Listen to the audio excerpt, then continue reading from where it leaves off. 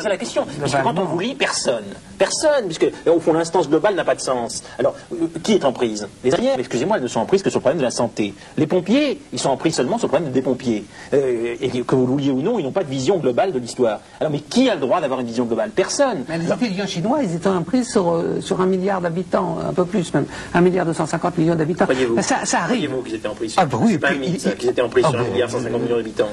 Non, mais alors à chaque fois qu'il y a un phénomène comme ça, tout de suite on dit oh mais c'était un accident, il ne faut pas faire attention. Mais ça fait quand même beaucoup. Regardez aussi ce qui se passe au Brésil, où il y a avec les phénomènes d'hyperinflation dans toute l'Amérique latine, ce sont des continents entiers qui sont complètement démantelés. Ne parlons pas de l'Afrique. Si on parle à un niveau planétaire, on ne peut pas laisser de côté ces situations extravagantes qui se développent. Par ailleurs, il y a les révolutions technico-scientifiques qui sont aussi fantastiques. Et là-dessus, on trouve cette espèce de calme, comme ça, pas de béatitude, mais d'abrutissement de la vie politique, de la vie intellectuelle, bien souvent aussi. Alors, on peut arriver à la conception de l'écologie, là, parce que donc, vous prenez parti pour une écologie qui est plutôt une écosophie, parce que vous êtes contre l'archéoécologie, vous êtes donc l'écologie des petits oiseaux, tout ça, c'est pas votre affaire, mais vous êtes contre en même temps une écologie technocratique à la Lavris Lalonde, disons pour faire vite. Et troisièmement, alors vous proposez une autre écologie qui est ce que vous appelez une écosophie. Alors, qu'est-ce que c'est exactement? C'était un peu tout ce qu'on a dit maintenant, c'est-à-dire qu'on ne peut pas séparer une transformation de l'environnement, on ne peut pas reprendre en main les dimensions, les composantes, les paramètres essentiels de la biosphère, si par ailleurs on ne change pas les mentalités, si par ailleurs on ne reconstruit pas le tissu social, si on ne le réinvente pas. Parce que le tissu social tel qu'il est en acte est le plus souvent complètement défait, et le plus souvent fictif. Et il n'y a qu'à penser à ce qui est devenu dans de nombreuses familles, la vie collective, le rôle des médias dans tout ça. Et puis, au-delà de cette écosophie, de cette écologie sociale, une écologie mentale, dans le sens de Gregory Bateson, qui est finalement le travail sur soi, le travail analytique, le travail schizoanalytique, le rapport au monde, le rapport à la finitude, le rapport au social, le rapport au devenir inhumain, le rapport au devenir animal. Et ça nous amène à des personnages comme Kafka, qui étaient des écosophes à leur façon. Oui, on a traversé très rapidement mai 68 et un constat d'échec qui n'en est peut-être pas un pour vous, puisque vous êtes pour une vision de l'histoire avec une espérance malgré tout. Alors, j'aurais voulu poser une question très simple finalement, peut-être un peu simpliste. Qu'est-ce qui vous préoccupe dans j'allais dire indépendamment du social, du phénomène social, qu'est-ce qui vous préoccupe fondamentalement? Parce que derrière ce que vous dites, peut-être que c'est une interprétation un peu moraliste, il y a quand même une requête que j'interprète comme une requête morale. C'est-à-dire du qualitatif et une certaine exigence par rapport à ce que l'homme peut faire ou doit faire. Voilà, donc votre préoccupation, elle se situe où? L'humanité, elle est en tête de fil de l'évolution. Bon, il est peut-être inscrit dans l'évolution qu'elle doit mener à une catastrophe, à une liquidation de toute vie sur la Terre. C'est pas joué.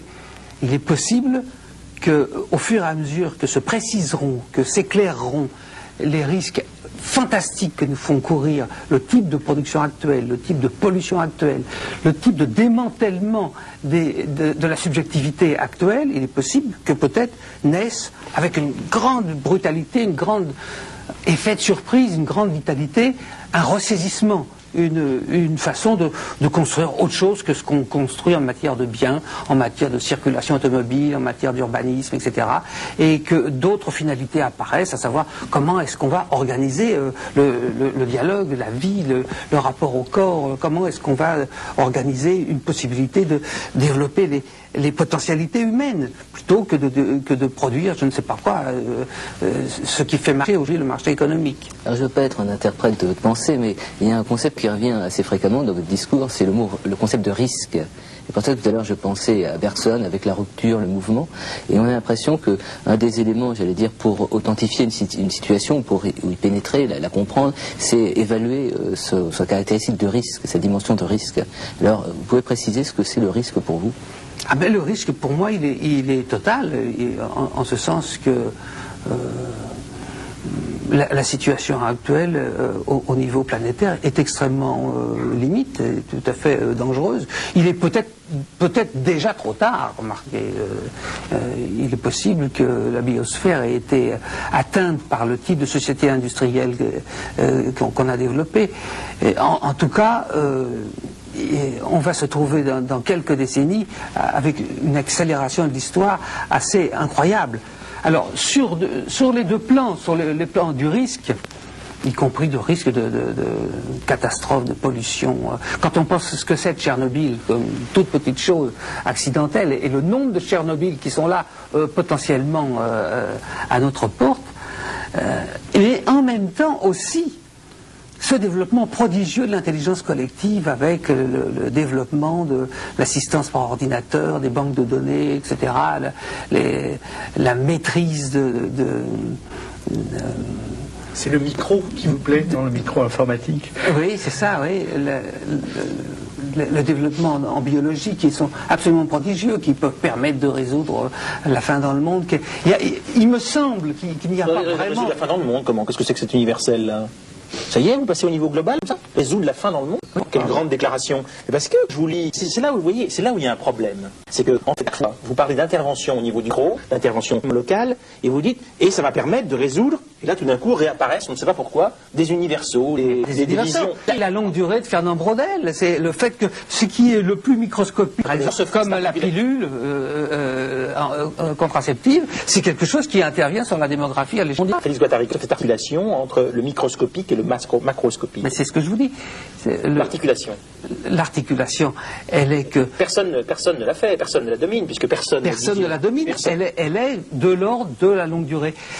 C'est la temporalité à travers ce que vous dites. Exactement, c'est le fait que les agencements collectifs sont dans une relation, je dirais, de symétrie d'échelle entre un niveau moléculaire et puis un niveau fractal, mais tout à fait global. Un changement de technologie moléculaire peut se répercuter sur l'ensemble, par exemple, des médias. Le moindre découverte scientifique locale peut avoir un effet sur l'ensemble des phylums machiniques. Qu'est-ce qu'il y a d'extraordinaire à ça? Il y a symétrie d'échelle, aussi bien dans la subjectivité que dans la technologie. Ce qui m'intéresse, c'est le passage de l'échelle du micro à l'échelle du macro. Vous dites que ça peut se répercuter. Pour l'instant, vous ne m'expliquez pas du tout. Vous dites que ça peut se répercuter. Non, ça se répercute. Ah, ça se répercute. Alors vous observez que ça se répercute. Oui. Alors c'est comme ça, ça se fait, ça passe du... Alors moi, on a le droit de penser maintenant au niveau du macroscopique, de penser au niveau du macroscopique. Vous voyez ce que je veux dire? C'est-à-dire que là, je m'interroge au fond sur les impasses de votre pensée. La crise écologique et les macroscopiques, que je sache. Oui, alors justement, vous la pensez de façon macroscopique. Mais c'est pour ça que j'articule les trois niveaux. Le niveau macroscope de l'environnement, le niveau intermédiaire du socius et le niveau moléculaire de l'écologie mentale. C'est ça que j'essaye de faire comme je peux. Essayer d'accrocher ça, de voir s'il y a des transversalités, des lignes de passage entre ces niveaux. Moi, je ne vois pas la notion d'impasse comme Antoine Spire. C'est peut-être pour alléger un peu l'atmosphère, je dis ça. Mais j'aurais voulu... non, mais je la vois pas, parce qu'effectivement, votre mode de pensée me fait penser également à Michel Serres aujourd'hui, quand il parle de ces espèces de trafic à différents niveaux, des points de rencontre. Bien que je ne sois pas sensible à cette approche, je la comprends tout à fait. Et juste une question, vous avez abordé tout à l'heure le biologique. Et Michel Serres dit le biologique génère en quelque sorte les possibles. Alors de quelle manière choisir? Parce qu'à un moment donné, il faut exercer des choix. Il y a des possibles que l'on admet et puis d'autres que l'on rejette au nom de valeur, au nom de pratique. Comment arriver à distinguer dans le possible un sens par rapport à un devenir, par rapport à une histoire, par rapport même à la temporalité que l'on peut rendre possible? Comment choisir ces possibles? Comment choisir ces possibles, oui. C'est-à-dire que le processus du choix est un mouvement processuel lui-même. Ce sont les lignes les plus déterritorialisées, les lignes de transformation. Il y a on pourrait dire, une interception de la mutation subjective. Quand ça marche, par exemple, on pose quelquefois ça dans la relation analytique, mais comment on sait si ça marche ou si ça marche pas? Parce que je dis ça ne peut que marcher, parce que si ça marche pas, on arrête. Bon. Mais on le sait, c'est du donné. On sait aujourd'hui où est la vérité en Chine. Ça se voit, ça saute au nez. Il y a une aperception de l'ordre de l'affect des valeurs historiques. On ne s'y trompe pas. Et pourtant, vous disiez en mai 68 que la vérité, vous saviez en quelque sorte, si je reprends un peu votre expression maintenant, où est la vérité, on a l'impression que ça a dégénéré, c'est-à-dire qu'on n'est pas resté fidèle à cette vérité. Ah oui. Voilà. Tout à fait, oui. Donc on doit se contenter de constater ensuite rétrospectivement. Non, je crois qu'on doit marcher à différents étages parallèlement et essayer d'assumer des contradictions de niveau. Par exemple, à la clinique de la Borde, il y a des contraintes, les contraintes de la sécurité sociale, des interdits sur la sexualité, etc., des disciplines de vie quotidienne pour, je sais pas, mettre la table, faire la vaisselle, etc. Bien. Et pourtant, on a affaire à des gens qui sont, par la nature de leurs troubles, amenés à échapper à ces types de contraintes. Eh bien, il faut trouver une démarche qui permette de faire tenir ensemble ces contradictoires. Alors, l'exemple que je prends là, on pourrait le prendre à tous les autres niveaux. Par exemple, je trouve aujourd'hui que les socialistes français pourraient faire autre chose que ce qu'ils font. Et j'ai même la naïveté de penser que c'est peut-être même pas inutile de leur dire. Je pense que ça peut même être utile de dire, mais enfin, quelles que soient les contraintes économiques et les contraintes sociales dans lesquelles vous êtes pris vous-même, il est possible d'avoir un certain nombre de pratiques, un certain nombre d'innovations dans toute une série de domaines, en particulier dans le domaine de l'éducation. Moi, j'aimerais bien avoir M. Jospin là en face et pour lui poser des questions à cet égard. Pourquoi est-ce que l'éducation sous le régime de M. Jospin est plus conservatrice que sous tous les autres régimes antérieurs? C'est quand même fort, ça. Et je crois que ça... Et pourquoi, à votre avis? Puisque vous n'avez pas Jospin en face de vous. Parce que Jospin fait de la politique dans le sens le plus traditionnel. Et ce qu'il veut, il veut pas de vagues, il veut pas d'ennui. Même s'il comprend quelque chose, il fait le mort et il veut pas le savoir. À la différence d'un Savary qui au moins avait eu quelques velléités de travailler des lignes d'évolution. Permettez-moi une impertinence, je reviens un petit peu à ma question morale du départ.